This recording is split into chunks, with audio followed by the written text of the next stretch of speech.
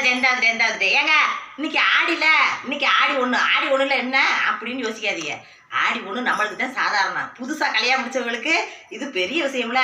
ஊர்காட்டுகளில எங்க ஊர்களெல்லாம் அதிரசம் முறுக்கு எல்லாமே செஞ்சு பானையில வச்சு ஒரு மாசத்துக்கு வீட்டுல வச்சிருந்து அனுப்பி விடுவாங்க ஆடி மாசத்துல. அதே மாதிரி ஆடி ஒண்ணுன்றது புதுசா திருமணம் முடிச்சவங்களுக்கு ரொம்ப முக்கியமான ஒரு நாள். அதனாலதான் இன்னைக்கு என் நாத்தனார் பொண்ணை எங்க வீட்டுக்கு விருந்து கலைச்சிருக்கேன். விருந்து கலைச்சி நல்லபடியாக மீன் கறி எல்லாம் ஓடுறது தாவுறது எல்லாத்தையும் பிடிச்சி எடுத்து வச்சுட்டு போயிருக்காரு எங்கள் வீட்டுக்காரு. எல்லாத்தையும் வாங்கி வச்சுட்டு போயிருக்காரு. சமைச்சு கமிச்சு சீக்கிரமாக வேலையை முடிந்தார். மணி 10 ஆகி போச்சு. நான் வேகமாக சமைக்கிறேன், அவங்க வந்துருவாங்க. வர்றதுக்குள்ளே சமைச்சு கமிச்சு போட்டு நாத்தனை பிள்ளையே சந்தோஷமாக இன்றைக்கி அனுப்பி வைப்போம். என்னங்க வாழ்க்கையில் சம்பாரிச்சு நம்ம வாழ்க்கையில் என்ன செய்ய போகிறோம்? எல்லா காசையும் பெட்டியில் முடிச்சு வச்சு அதெல்லாம் இல்லைங்க சந்தோஷம்.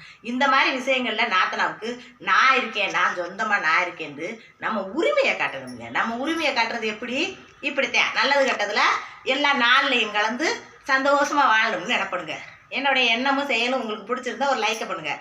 நான் போய் சமையல் வேலையை பார்க்குறேன், சரிங்களா? எல்லாருக்கும் ஆடியோட வாழ்த்துக்கள். எல்லாரும் ஆடி தள்ளுபடியில் சேலை எடுப்பீங்க. ஆனால் புது மாப்பிள்ளை புது பொண்ணுகளுக்கு மட்டும் ஒரே விருந்தாக இருக்கும் பார்த்துக்குங்க. சரிங்க, நான் போய் சமைக்கிறேன், நீங்கள் லைக்கை பண்ணுங்கள்.